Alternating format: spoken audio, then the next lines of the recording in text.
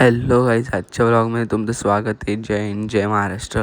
आत्ताच उठलो तो झोपेतून, फुल कंटाळा राहिला होता. मग आंघोळ बिंघोळ केली तरी म्हणले कंटाळा होता. मम्मी चहा ठेवत होते. मग क्लासवरनं जाऊन बिऊन लेक्चर करून आलो. जेवण केलं, मम्मीचा उपवास होता म्हणून. मग त्याच्यानंतर जेवण केलं साबुदाण्याची खिचडी खाऊन, तर झोपून घेतलं. ती पुढं झोपेलं होतं, पण ते काकान ते आले होते. लय कंटाळा, माझं डोकं दुखत होतं म्हणून. मग त्याच्यानंतर आलो. मम्मी बोलली ते काकान ते आले तर चहा ठेवून दे. मग चहा ठेवून दिला. ते काकान ते बसले होते गप्पा मारत. मग चहा पिला सगळ्यांनी.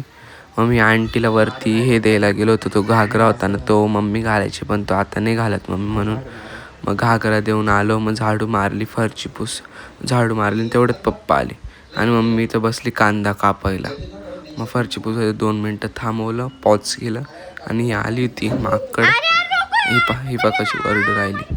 नेहमी वरडतच राहते, नुसते पा कसं तोंड करून राहिली. मग त्याच्यानंतर मम्मी इथं भांडे धुवत होती. फरची पुसून झाल्यावर फरची पुसून झाली माझी. मम्मी इथं भांडी धुत होती. ही बोलत होती, अशीच बडबड करत होती. इथं एफा दिली एक ठेवून. काय हिला ठेवायचं काय, बसची वाट. मग मी शेवाळ्या खाल्ल्या. मम्मी काही शेवाळ्या खात नाही. मम्मीला आणली पावभाजी. पप्पा बोलले घेऊन ये. मग पावभाजी आणली आणि माझा क्लास